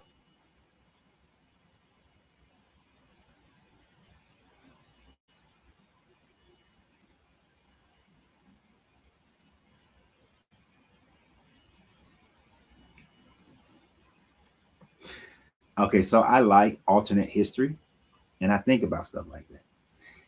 Africans are still humans. They're still people. They would have enslaved people. We'd have just changed up who the slaves were. They would have murdered a whole bunch of people. The world would not have just been better. It just been better for a different group of people. That's it. Um, Instead of black people being harassed by the police, it'd be white people being harassed by the police. I don't think it would have gone much different, because in order for black people to have, in order for Africans to have conquered the world, then Africa would have had a need to go out and conquer the world. But if they didn't have a need and their whole idea was to conquer just to conquer, and that's what you got to realize, Africans would have been conquering the rest of the world just for the simple fact of conquering, because there wasn't a need for resources. So therefore, they would have had a more militant mentality and a higher mental superiority thing going in order for them to do that. So the world would be just the same as it is now, just reverse roles as to who's in charge of what and who running shit.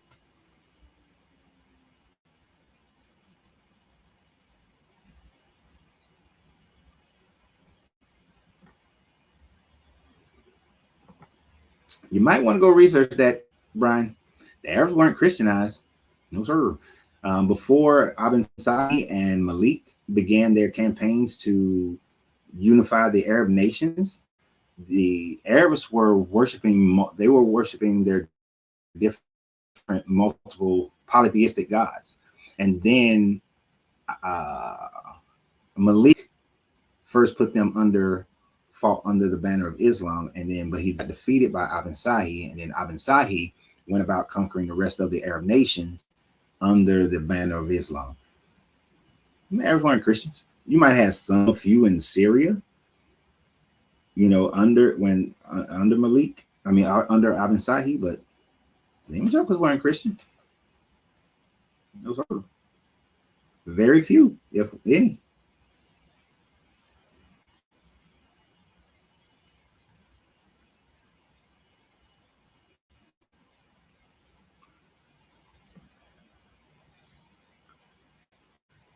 I don't even know what you're trying to write, Eric Cotton. Putting every word as a capital. So when you try to read something like that, it makes no sense. It's these things called periods and commas. Because I don't even know what you're trying to get across. So we just gonna skip along until if you want to rewrite that, I'll read it again.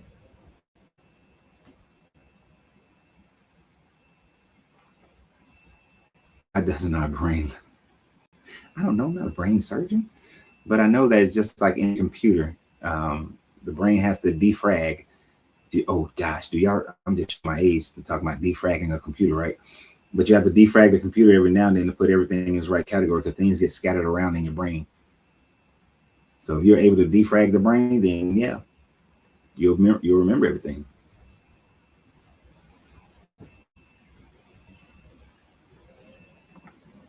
Yeah, that he found some golden place, but he was wandering in the wilderness and was caught by native tribes or something. Well, I mean, him finding some gold, that was just part of his lie to create his religion. And one of the other things he was hiding from was the fact that he was being charged for molesting young girls. And so he came up with the whole polygamy and all that kind of stuff that would fit his thing. And Jesus came and talked to the natives. The Catholic Church did not help establish Islam. That is one of those conspiracy theories that people who just hate the Catholic Church try to utilize so that they can create a division of man. In truth, like I said, Malik saw that under a religious banner, people fight stronger. So he picked up Islam. And then Ibn Sahi said, damn, that shit worked. He defeated Malik and then went and conquered the Arab nations and put them under Islam. But the Catholic Church had absolutely nothing to do with it.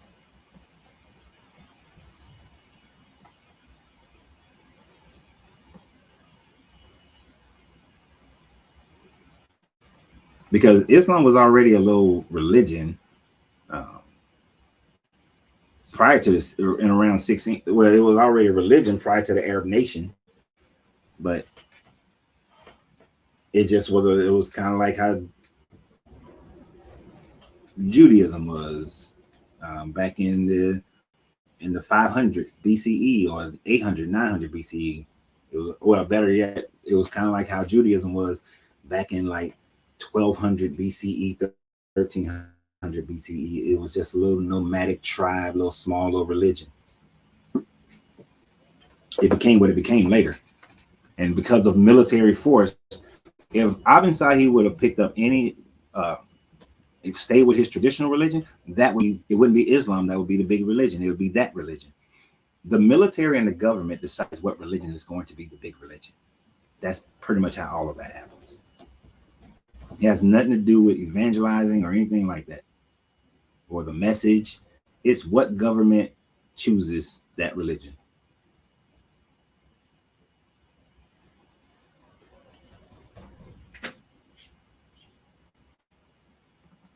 Gonna beg to differ there, sir. Your Jesus Christ and the kingdom of your God is a religion. What is a religion? A system of rituals, a belief in a one deity that reigns over all, that has rituals and meanings for you to be able to go to heaven or go to hell or go some afterlife. That is a religion. And you're saying that y'all don't have rituals? Bullshit. Bullshit. You got rituals left and right. Hell, just the fact of prayer is a ritual. But it's a religion. But I understand. Religion got a bad name right now, so y'all don't want to be called a religion. But it's a religion. And then you don't want to go to church. So I don't want there to be a religion.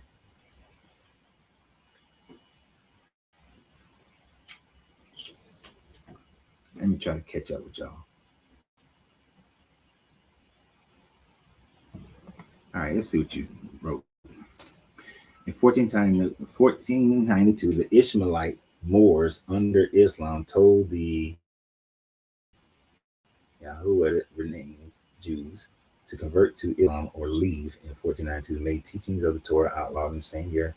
Spain and put in running the name the Jews in West Africa. Have you seen or read? So yes, this is like the second part of the Jewish exile, where after Ferdinand and Isabella regained Spain, that they, wait a minute, you're saying that Islam told them to leave in 1492? That would have been, that was Ferdinand and Isabella that told them that they had to leave Spain. I could be wrong, but I'm pretty sure that was Ferdinand and Isabella, because that's when they won back their kingdom from the Moors, and they told them that they had to leave. And some of them did go to West Africa. Well, a lot of the ones there went to West Africa. My only big problem with this is how Hebrew Israelites want to say that the only people who then were enslaved and brought to the Americas were these Hebrew Israelites. And that part is a bold-faced ass lie, because there, one, wasn't enough Jews in Spain to fulfill the quotas of the transatlantic slave trade, and for the what, two, wait a minute, four, went up to that long, the almost the 300, little over 300 years of that slave trade. Not enough.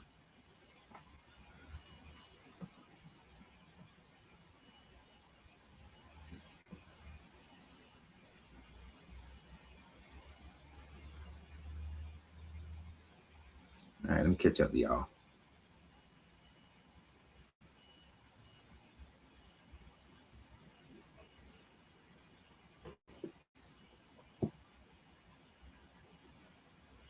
The Catholic Church existed before the Quran, and the original descendants of lived in West Africa before the rise of Islam.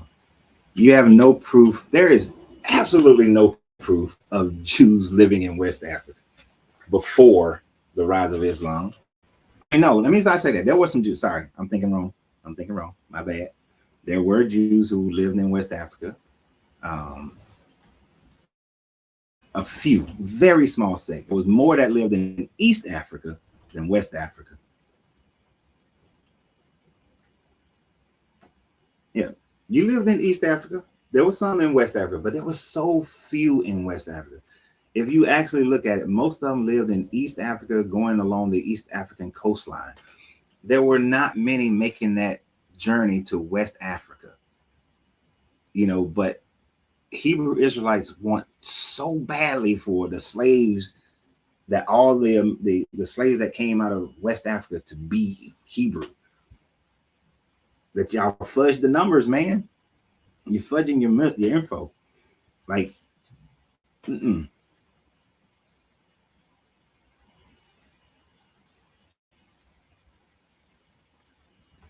And see, like my man here is saying, and this is what irritates me when I deal with some of the Hebrew Israelites.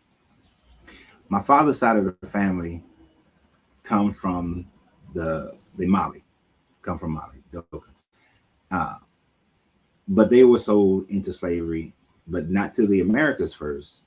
They were sold through the Arab slave trade up into um, into Italy, and then from Italy, the family then was sold up, and they were sold up into England and Scotland, and then came to the Americas. Ain't got. I'm not Hebrew Israelite. It's bullshit.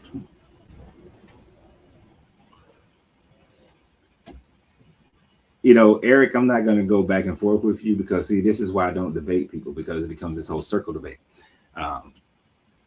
You are evidently a full-fledged believer in that. Okay, it's fine.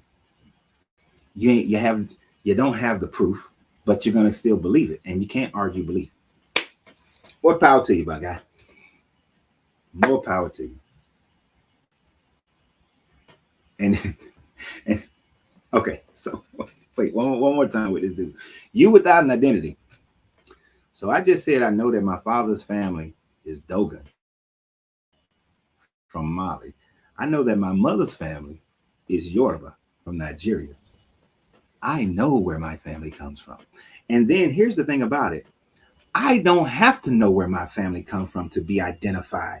I am freaking me. And that's all I ever need to be, is me. The only identity that I ever have to have is the identity of being me. I don't need a past history to identify myself as me. I'm not, I'm a greater person because I know my past history. No, I'm still me, because I know who I am, because I control my emotion, because I think critically, because I care for other people, because I elevate my consciousness. That's what grows me as to who I am. I don't need to say, well, my grandfather was Eddie J. Ross. My father was Harold Reed. That's what makes me. No, it's the decisions I've made in my life. It's the things that I've learned in my life, the people that I care for in my life. Those things identify me. Because if you time travel me back 500 years to where my family came from, I wouldn't fit in at all, wouldn't have one freaking idea of what to do, because I would not be able to identify with those people. But I identify with who I am today and all of that. So y'all holding on to these like, oh, we come from this people. That actually shows me that you are dealing with high levels of insecurity, that you don't have enough within yourself to self-identify. And that is sad. Sad, all sad. That you have to force people, and then you need to force people to agree with you.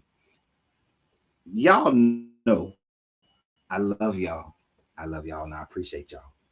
But y'all know I was making these videos for years, and nobody was listening. Maybe one or two people. I had 32. I remember when I only had 32 people, and I was fine and I was happy. Meaning that I appreciate y'all greatly, but I don't need anyone to agree with me for me to be solid with who I am. But these people seem to, we gotta make every black person in America say that they Hebrew Israelite, because they ain't got no identity. They don't know where they from. We gotta get them. Oh, they gotta just for us to be all right. And I'm gonna argue with them. I'm gonna fuss with them. Hell, I was in New Orleans and they tried to fight me. I'm gonna do all this stuff because, and just like the ones, we were already here. We were never slaves. We were already here. And y'all, but they ain't gonna get no land. Y'all ain't got no casinos. Y'all ain't doing nothing but sitting up there whining. And it's like, when y'all gonna go take Israel? Y'all let them other dudes get there before y'all. What the hell, man? Go get your land if y'all the true Israelites. Y'all bullshitting. That's why. Go get your land. Why y'all let BB have it? Y'all should be over there. And then they'll complain, oh, it's the Ashkenazis and the Khazars. Why aren't y'all mobilized and going over there and whooping their ass and taking the land, and then y'all can go and do whatever you want to do? But now you'd rather sit here. And then, oh, well, actually, Egypt is America. And come on, man. That's insecure bullshit. That's insecure bullshit. That's all that is. I don't even need to identify as an American, as black, as a man, or nothing to be confident in who I am. I just need to, I'll identify as me. Goddamn. I'm sorry, I know. Y'all been saying stuff. I done went on my tangent. Oh, there you go. You don't understand scripture. I understand way better than you do. Okay, I'm done with Eric. Eric makes no sense.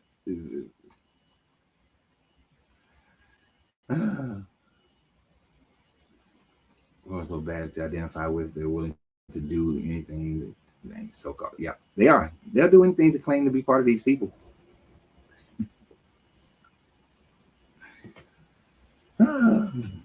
Oh my God, it is so funny. And then they take these scriptures. Deuteronomy. I can't wait. Y'all know on those Tuesdays when we're reading through this book, you know, Deuteronomy, when we get to 28, it's going to be, I know that's going to be some funny shit to me, because that's where we sold away on slave ship for 400 years, talking about the transatlantic slave trade. I'm going to break that shit apart. We going to break that shit apart like a champ. I got hot going into my tirade. Oh, what's time? It's almost 3 o'clock. I mean, I can't lose my sunlight for this video, Angelina. What is you? What about the land south of Egypt from the 6th contract up to the Upper Nile to the East African regions?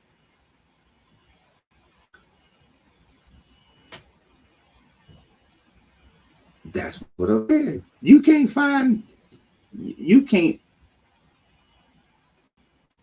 When you go, the further south you go into Egypt, you can't find no ancient Jews. This is why I was saying when Haile Selassie was claiming to be part of Menelik the First, there's no proof of Menelik being the son of Solomon. It's the made up bullshit. There's no proof of a eunuch going down there and converting folks. There's nothing. There's no old synagogues down there, no old temples that date back to 1st century. No. She's gonna be making up some stuff.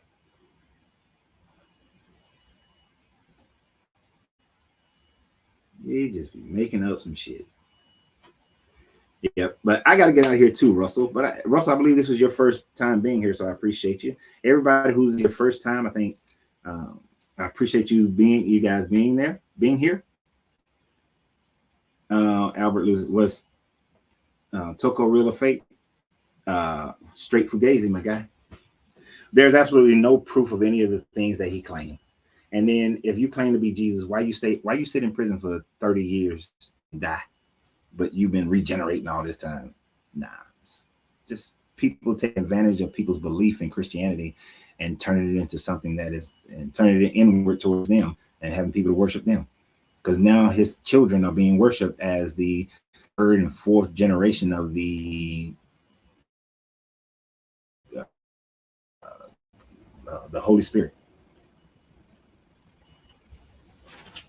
So, yeah, but we got to get out of here. I got to get out of here. So we will be on tomorrow. Have no idea what we're going to talk about tomorrow. Maybe we'll talk about some alchemy or something. Get your mind right. So you ain't gotta believe on, follow the leader. Rock him and say peace. Follow the leader. So anyway, hey, continue to share these channels. It's because you guys that the channel has become what it's become, and that I have the availability to do this as much as I do. So thank you guys. I appreciate you guys always. Follow us on Eat, Sip, and Smoke Travels, because we're going across country starting at the end of next week, and we'll be taking a trip across country, and hopefully we can meet up with some of you guys. So beyond that, y'all have a great day, and remember always that you have to free yourself to be yourself, because your greatness is non-negotiable. Good journey, good vibrations. Oh, Lacey, if they had an eye roll emoji, I'm out. I gotta get off here.